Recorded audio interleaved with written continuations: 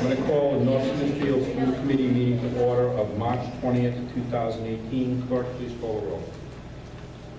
Mr. Lombardi? Present. Mr. Bassett? Mr. Bassett is not here. He did email me and say he was coming in from New Hampshire. He tried to make it, but may not. Okay. Mrs. Johannes notified us she was absent. Great. Mr. Jones? Here. Mrs. Mayo? Here.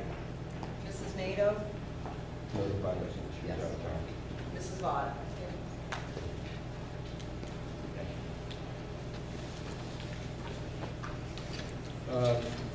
Okay, pledge of allegiance.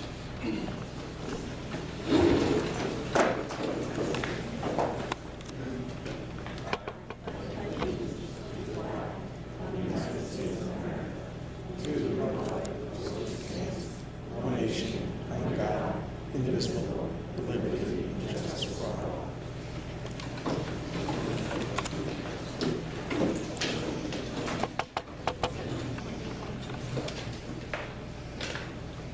Okay, I see that there are some people who want to speak on the math program, so we can take public comment. If anybody wants to speak, first of all, on any subject they can, specifically on math, please come up. And we also have it on the agenda on the new business, but if everybody's here for math, we'll move it up. That's not a problem. I would only ask that you keep your comments constructive. We want to hear from you. Obviously, if there's concerns, we want to know about it. So does anybody else want to speak in regards to math? And we can add to it later if you'd like. The open session is generally 15 minutes, but we can take whatever time you need. Mrs. Savigny, do you want to start?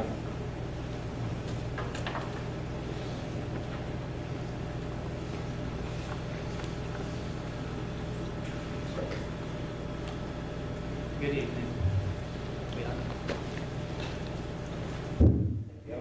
Good evening. My name is Joey Savigny. My daughter's in 9th grade algebra at the high school. Part of the reason it's on the agenda tonight is because I asked Mr. Bissett to please put it on for me. Over the course of the year since October, I have met with the math teacher, the head of the math department, guidance, the principal, the superintendent, and we're here tonight. There seems to be a significant problem with the math in the high school. I'm being told it starts in the middle school.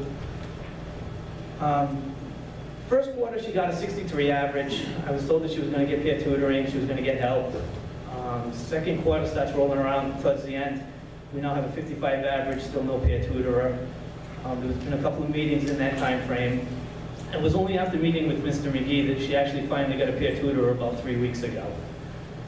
I want to thank him for getting her that. It seems to be helping a little bit.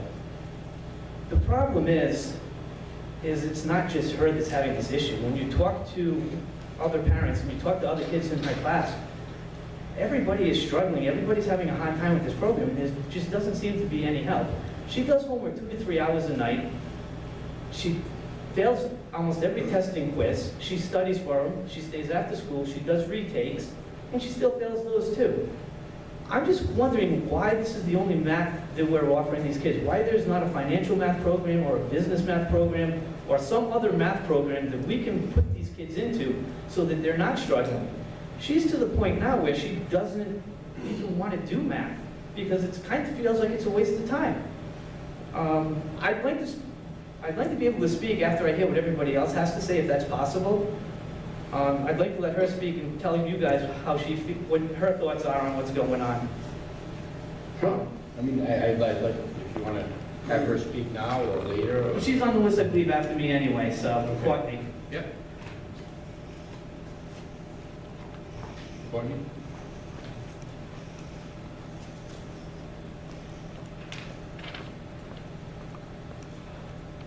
Hello, my name is Courtney Toporowski.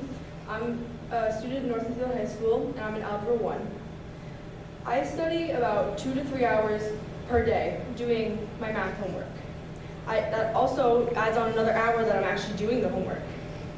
And I stay after to get help, and I do all these things in practice, but I still can't manage to pass. I'm not the only one in my class that's failing. There's a lot of other kids that are having a very hard time. And it's bad.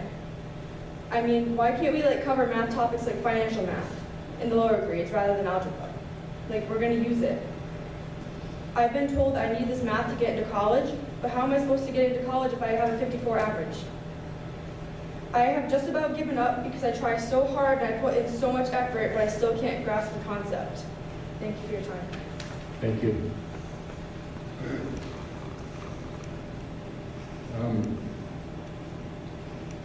So, yeah, I mean, let me just try to say this. So, I know that we have nice math interventionists, and this committee fully supports math interventionists. It was recommended that we take one person out because of budget constraints, we put it back in. Is this an issue that we need more? Superintendent, do you want to?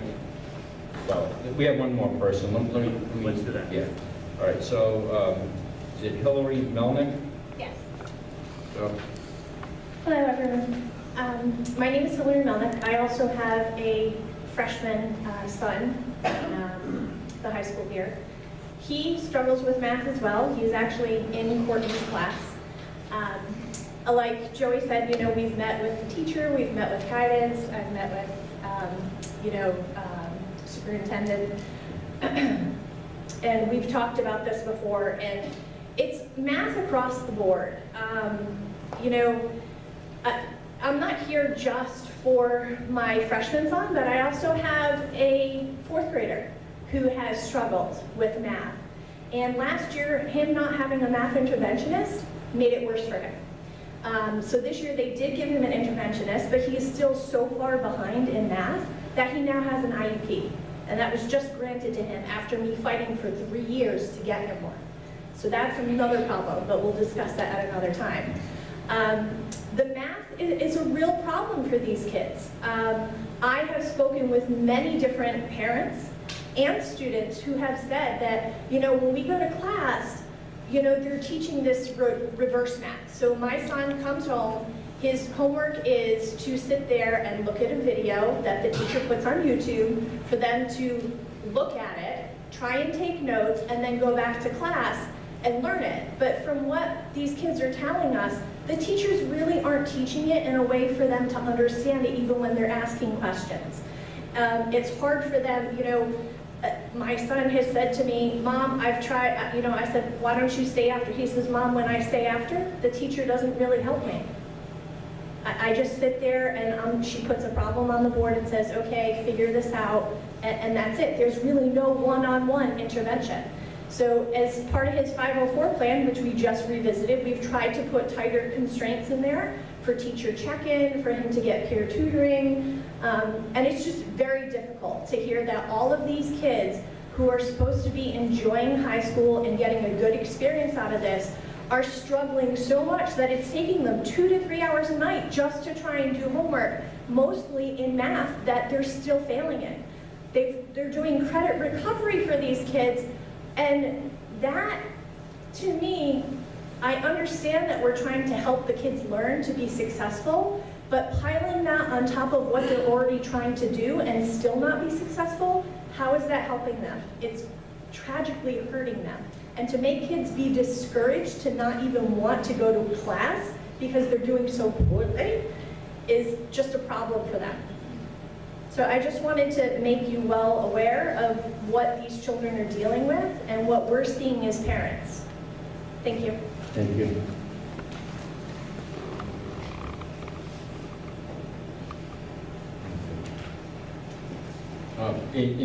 I have 3 children in the school system, one in the 8th grade, and I understand, I'm a CPA, I'm an attorney, and I can tell you that I cannot teach my daughter the mathematics in the 8th grade.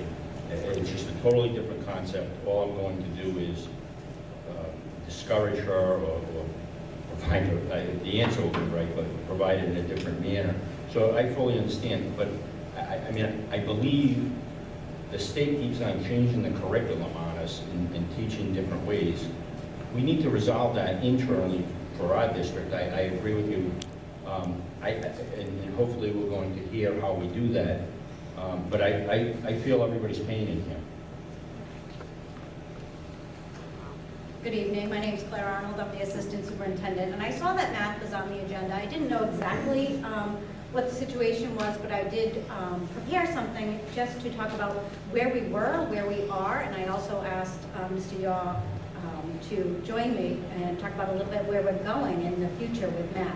So math has been a problem and an issue that we've been talking about for years, and we've been making changes.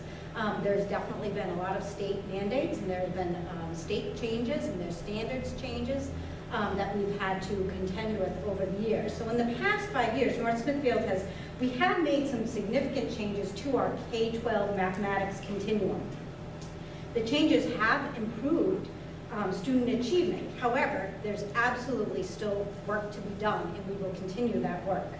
So what we did was, the first thing we had to do when Rhode Island adopted the Common Core Standards, we had to develop a K-12 curriculum. And that's not an easy task, and it's not a fast task.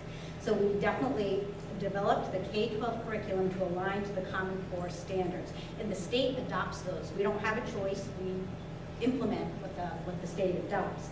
We then had to purchase programs and textbooks, and again, it's not a simple thing because we have to view all the textbooks and all the programs and study them and make sure that they match the standards, and then find financial resources to pay for them. So we have now purchased K-12 math programs that are aligned to our standards, and we're implementing those now.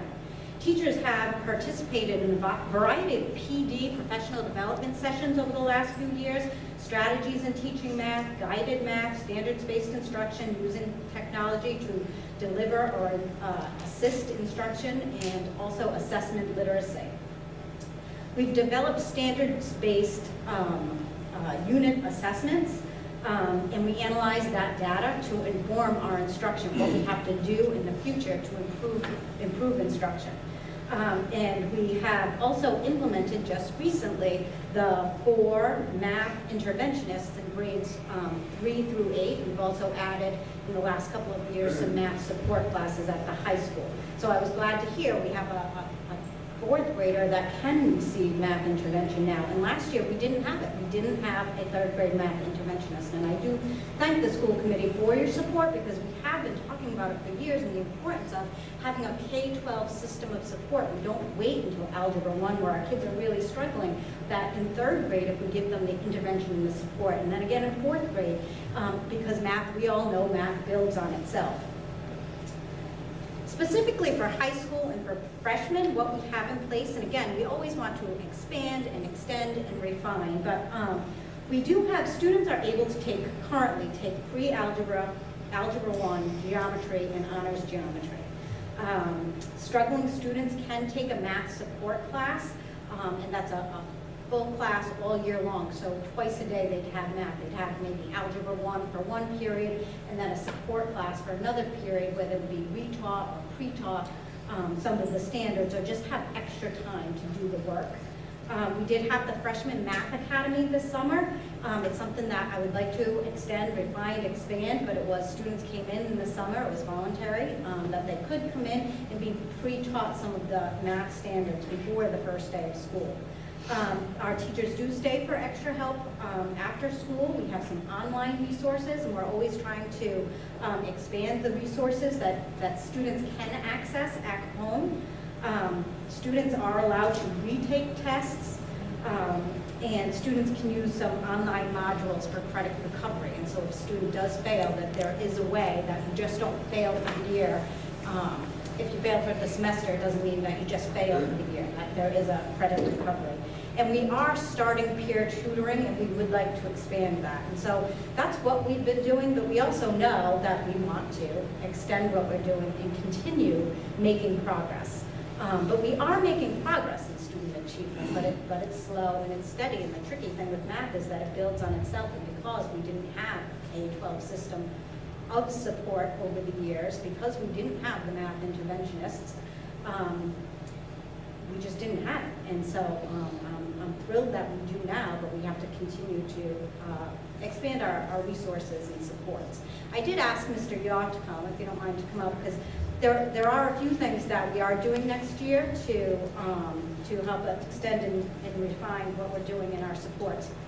I did want to mention we offer the state mandates the standards that we have to teach. So we have to teach the Common Core standards, and there's standards for algebra and there's standards for math. And so we don't have a choice, but we do have, students have to take 4 credits of math, but we can offer, I'm going to say junior or senior year financial math or accounting, so students could take some of those classes rather than the strict algebra, geometry.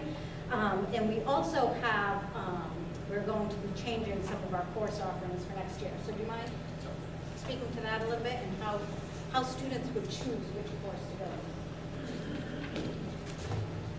So Mrs. Arnold mentioned the remediation piece. So for students that failed the first semester, they were assigned an online course to try and remediate the credit. May I just interrupt? Can you just identify yourself? Sorry, I'm Tom Moore, math teacher at the high school.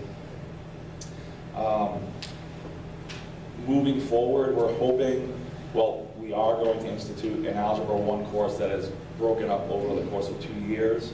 This is something that we had about 9 or 10 years ago that we had to do away with, not because it wasn't working, just because of the state mandated testing and curriculum that we had to enforce. At that point, it was the kneecap testing, and students had to be proficient or nearly proficient on that kneecap test, which they took in the fall of their junior year, which incorporated algebra and geometry and probability statistics, a number of different concepts and courses.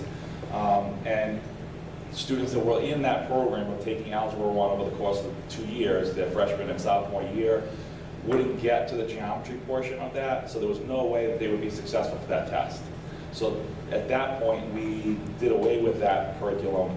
We moved the students into Algebra I for the most part, as many as we could, in the 9th grade, and then in the 10th grade into geometry, and that's where those math support classes came into being. So they could have the opportunity to have a second course to help them along the way, especially with those struggling students. Next year, we're going to reinstitute that, because now that kneecap is gone, Mark replaced it, and now that is gone. We have PSATs and SATs. We have more time to get the students prepared to take that SAT in the spring this time of their junior year. So we have almost 3 full years to get them prepared. And if they have a strong foundation in algebra over that first 2 years of their high school career, and then they take a full year of geometry, they will be more successful and more confident in their abilities in math. It was a program that we loved at the time. We hated to get rid of it, but again, it was something that we had to do because of the state mandates and state testing. For the students this year, because we didn't get a chance to institute that, we're trying to get those students to remediate at least the first half of Algebra I. If we can get them that credit, they can get a full year credit for Algebra I Part 1, and then next year, instead of moving into geometry and being a little bit behind, they would take the second half of algebra in their sophomore year and get a stronger foundation without having to move into geometry and struggle continually. So that's the plan moving forward. I know we've been trying all year to get peer tutors. The problem with that is it's a peer tutor, so if this upperclassmen don't have the time or don't want to tutor because of their own issues and homework and sports and everything else, it's sometimes difficult to match students up for that reason. As a department, we stay after school every single day for the most part. Most teachers are there until at least 3 o'clock, 3:30, some even later. Most of us are in before 7 o'clock every morning and available for help. I can say that this year has been intermittent with people coming for help. Some students come religiously. We wish more students would come. It's just something that, again, is not a constant, but we know it's an issue. We know that students struggle. We try to alleviate as much as we can. We try to give as much support and help as we can. At the end of the day, we're just looking for answers, and I think this will hopefully alleviate the problem moving forward next year. Thank you. Committee members? I just have a question. The changes that are potentially